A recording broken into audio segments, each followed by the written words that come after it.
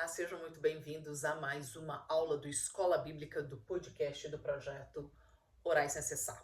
Hoje é a nossa última aula das bodas de Caná da Galileia. Nós fizemos aí umas 4, 5 aulas, se essa é a quinta, me parece, trabalhando bem a respeito do significado, né, do que o Senhor Jesus quis dizer com água, com vinho, com as talas de pedra, enfim.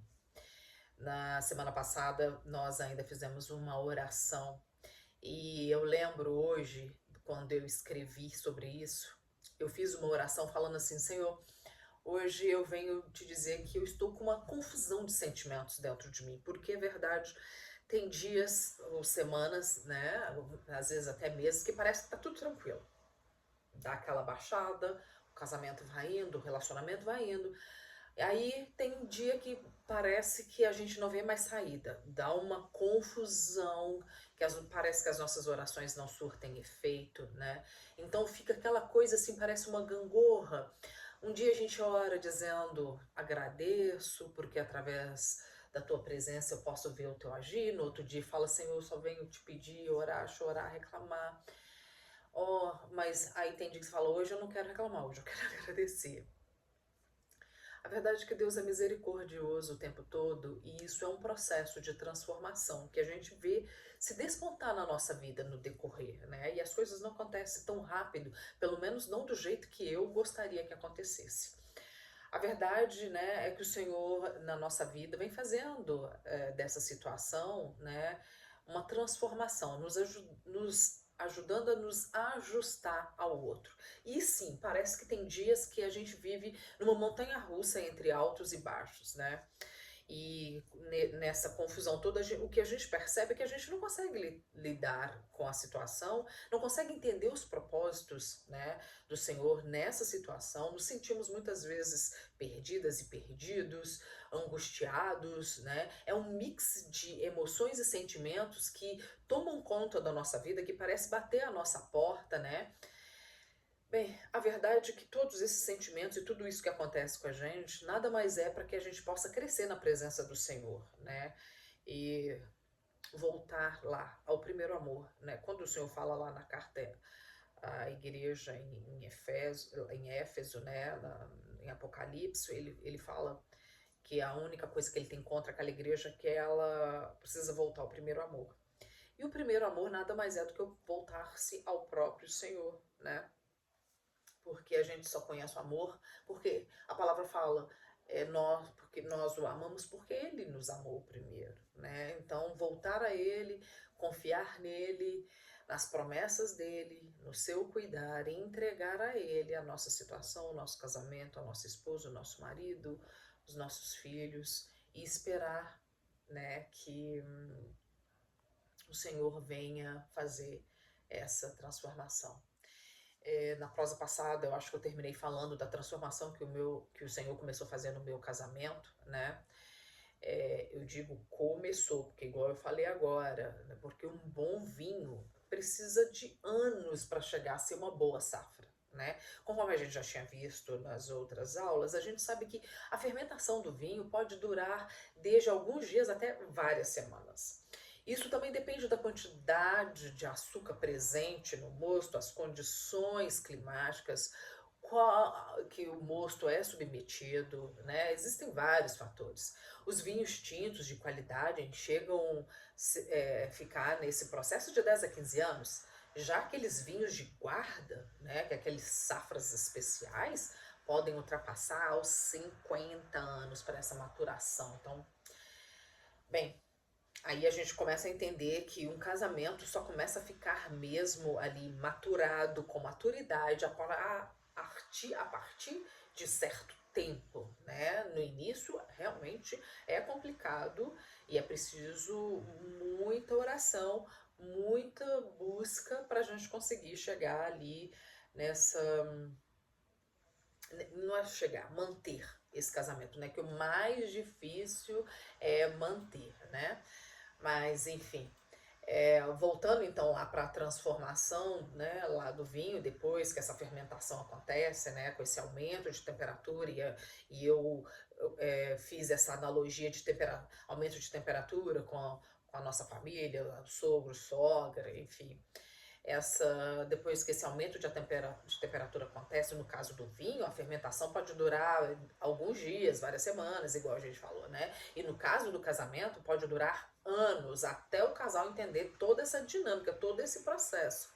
Entender aquilo que agrada ou não o seu parceiro, né? Ou parceira, compreender, respeitar, aceitar e muitas das vezes até mudar. Sim, isso mesmo, até mudar, para que o casal possa viver ali em harmonia, né? Vale, inclusive, experimentar comidas que até então não fazia parte do seu paladar, porque às vezes a gente casa com uma pessoa que é de uma região totalmente diferente, e aí você vai, não, eu não como isso, mas aquilo agrada aquela outra pessoa, né? Enfim, então sim, para deixar o parceiro ou a parceira feliz, frequentar lugares, conviver com pessoas em prol, né, do casal, deixar de pensar só em si, deixar de ser egoísta e pensar agora no seu parceiro, na sua parceira, naquele que ele gosta, no lugar que ele gosta, que ela gosta, né? Deixar de realmente de pensar em si e pensar no outro, aprender a se misturar. É exatamente isso que acontece com o vinho, né? Devemos liberar aquilo que não faz mais sentido para os dois e absorver aquilo que trará paz, harmonia dentro do lar. Sabe o porquê que a água foi colocada dentro de talhas de pedra e não foi? Porque na época não tinham vasos de barro, cobre ou qualquer outro tipo de material. O Senhor Jesus pediu para usar talhas de pedra porque a pedra foi usada como exemplo no livro de Ezequiel para descrever o coração antes dele ser transformado. Ezequiel no capítulo Ezequiel, no capítulo 36, versículo 26, fala assim: tirarei de vocês o coração de pedra, desobediente, e lhes darei um coração bondoso, obediente. Ou seja, o Senhor fala de um coração transformado, mostrando assim mais uma vez nessa passagem a importância da transformação que precisa ocorrer em um casamento. Após essas etapas já descritas, né, que eu falei anteriormente, de fermentação do vinho, é comum que ainda restem no fundo do tanque essas chamadas borras, né, como as leveduras, bactérias, a matéria orgânica. E nesse sentido, esse ato de trasfegar é justamente fazer essa transferência para um outro tanque, né, sem essas impurezas. Trazendo isso para o casamento, trasfegar seria transferir o casamento para um nível mais elevado de intimidade, amizade, compaixão um pelo outro, né? Depois que nós tiramos aquilo que não agrada mais o outro, que deixamos de ser egoísta, de pensarmos em nós mesmos. No livro de Efésios, no capítulo 5, versículo 28, está escrito: assim também os maridos devem amar a sua mulher, como ao próprio corpo. Quem ama a esposa, olha só, quem ama a esposa, a si mesmo se ama, porque ninguém jamais odiou a própria carne, antes a alimenta e dela cuida, como também Cristo o faz à igreja. E para as mulheres, o livro de Provérbios, né, descreve bem como deve ser a esposa, a mulher virtuosa, né? Mulher virtuosa, quem a achará? O seu valor muito excede o de finas joias. O coração do seu marido confia nela e não haverá falta de ganho. Ela lhe faz bem e não mal todos os dias da sua vida, né? Então o Senhor Jesus falou em trasfegar, né? Quando ele disse: enchei essas talhas, e encheram-nas até em cima. E disse-lhes: tirai agora e levai ao mestre Sala. E levaram. Ao tirar e levar ao mestre-sala, o Senhor mostra que o vinho foi transformado, ou seja, o coração saiu de uma condição de pedra para um coração obediente. E por isso o mestre-sala disse ao esposo: todo homem põe primeiro o vinho bom, E quando já tem bebido bem, então o inferior. Mas tu guardaste até agora o bom vinho. Não sei se você conhece, eu particularmente conheci apenas 2 casais, assim toda a minha vida. Sabe quando o casal se mistura tanto um com o outro, que depois que de muitos anos de casados, ao invés, né, de serem os casais como lá os meus avós foram, né, 2 águas que apodreceram juntas, esses casais não sabem mais viver um sem o outro. Eu conheci apenas 2 casais assim, de idosos, que quando um morreu, passou poucos meses, coisa de 2, 4 no máximo meses, o outro também veio a falecer. Sabe por quê? Porque depois que passou o processo de fermentação, o casal aprendeu a lidar com as suas diferenças, aprendeu a lidar com as interferências externas, como família, desemprego, beleza, religião, política, futebol, doenças e por aí vai. E liberaram aquilo que não agradava, né, o outro. E liberaram aquilo que era o individual, o egoísta, né? E aceitaram aquilo que agrada o casal. Por isso, depois de muitos anos presos juntos, misturados, quando um morre, a vida fica sem sentido para o outro. Né? Não é à toa que o mestre Sala disse, mas tu guardaste até agora o bom vinho, né? Ele estava dizendo, depois de muito tempo, lembra que eu falei que uma safra, né, aquela safra boa, aquela safra é, diferenciada, são no mínimo 50 anos. São poucos os casais que chegam nesse nível de 50 anos de casado, realmente se amando, se respeitando, né? E para chegar em um nível de cumplicidade assim tão grande, a ponto de perceber que a vida não tem valor sem o outro, é preciso anos dessa maturação, desse convívio, desse respeito, né? É, se esses vinhos, né, que eu falei de safras aí especiais podem ultrapassar os 50 anos para essa maturação, assim também será com o casal. Somente aqueles que chegam a essas bodas de 50 anos, né, de casados, sem os fingimentos, eu me refiro às 2 águas apodrecendo juntas, né, aquelas pessoas que têm vida lá fora, tem gente que não respeita a esposa e não respeita o marido, e tem outros relacionamentos extraconjugal, enfim. Mas eu falo de casais que realmente estão transformando e sendo transformados um pelo outro, né? Só esses casais recebem esse título, né, de vinho de safra especial. Para obter, né, um bom vinho, é necessário dispor também, claro, de boas uvas, ou seja, de uvas de qualidade, né? Ali é o início de todas as coisas, né? Um conjunto de fatores influencia nessa qualidade dos frutos, né? No caso da uva, no caso do vinho, né? Como a situação geográfica, clima, castas, o solo, o método de plantio, a poda, né? E assim também é com a nossa vida. Mas o que geralmente acontece é que a pessoa casa-se, vamos, vamos chamar assim, com uma cachaça. A verdade é essa. Não quer saber de onde veio, o que que faz, quem é a família, quais são os valores, o caráter da pessoa, personalidade, nada, né? E aí a pessoa literalmente casa ali com uma cachaça e quer que essa cachaça depois se transforme em um vinho de safra especial.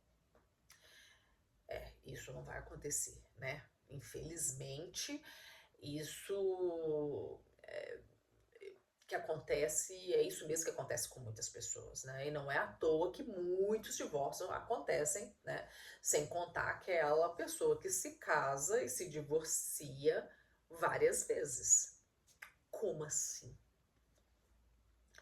Porque não se planta, né, cana de açúcar e colhe uva, né, para o vinho. Um dos fatores para chegar a essa boa safra depende onde a uva foi colhida, qual é a situação geográfica, né, o terreno, a terra, o clima, até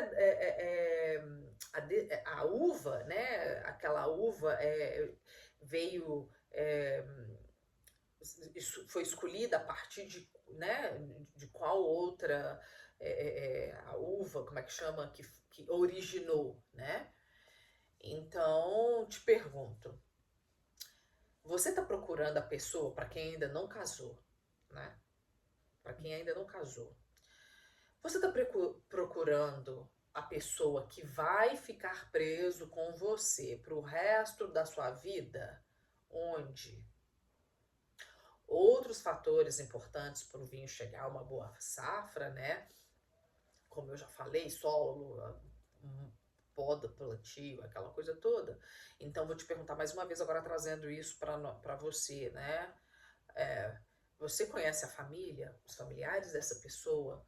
Com quem você vai ficar preso ou presa, né? Quais são os valores, as crenças que a família dessa pessoa que você está querendo casar com ela tem, né? Como foi a educação dessa pessoa, né? A educação que essa pessoa recebeu, como essa pessoa lida com finanças, qual é a sua visão de mundo, a sua religião.